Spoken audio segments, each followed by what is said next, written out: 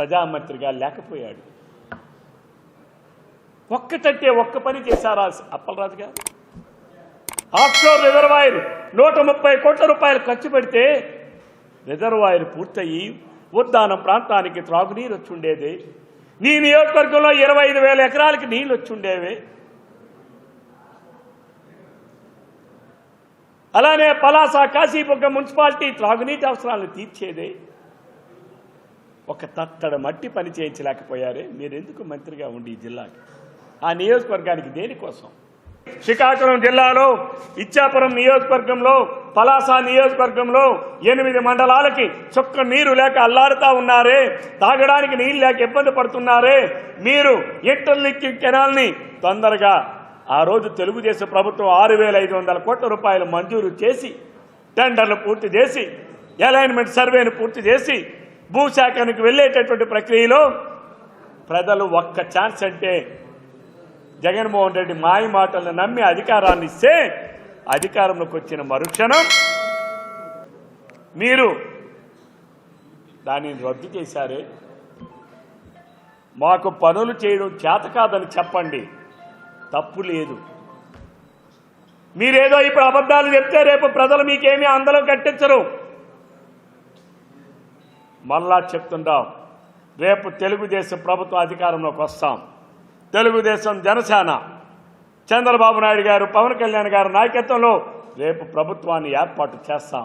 ఈ శ్రీకాకుళం జిల్లాలో ఏదైతే 8 మండలాల్లో 130,000 ఎకరాలకి ఆయకట్టుకు నీరు అందించే బాధ్యతని తెలుగుదేశం పార్టీ తీసుకుంటాం. ఏ రకంగా నీరెళ్ళదో మేము చేసి చూపిస్తాం. ధర్మాన ప్రసాద్ గారు, మీరేం తొందరపడాల్సినటువంటి అవసరం లేదు.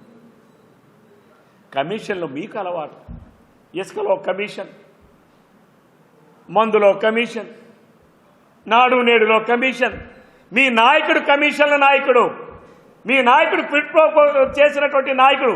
ఈ మాట కోన రవికుమార్ ఆరోపించడం లేదు.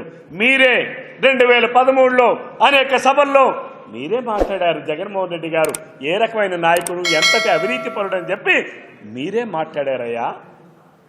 అంటే మీరు మీ పార్టీ కండువాలు మార్చిస్తే జగన్మోహన్ రెడ్డి పునీతుడైపోతాడా? మీరు కండువాలు మార్చినంత మాత్రాన అది సత్యం అసత్యం అవుతుందా?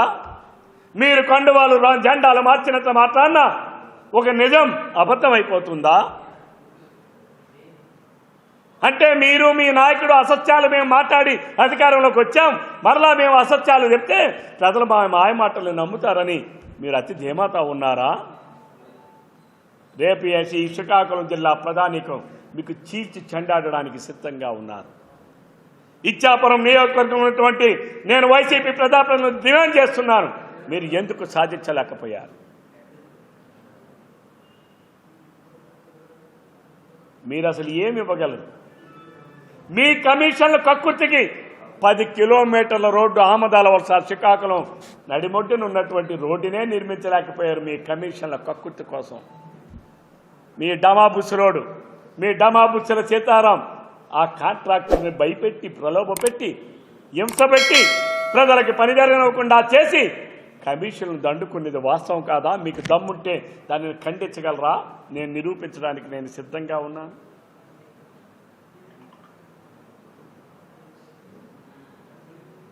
మీరు ఒక్కసారి మీ పేరులో నేను మొదట ఏదైతే చెప్పానో ధర్మాన్ ప్రసాద్ గారి పేరులో ధర్మం ఉంది తప్ప ఆయన ప్రవర్తనలో కానీ, ఆయన మాట తీరులో కానీ, ఆయన హావభావాల్లో కానీ అదంతా కూడా అధర్మం, అధర్మం, అధర్మం.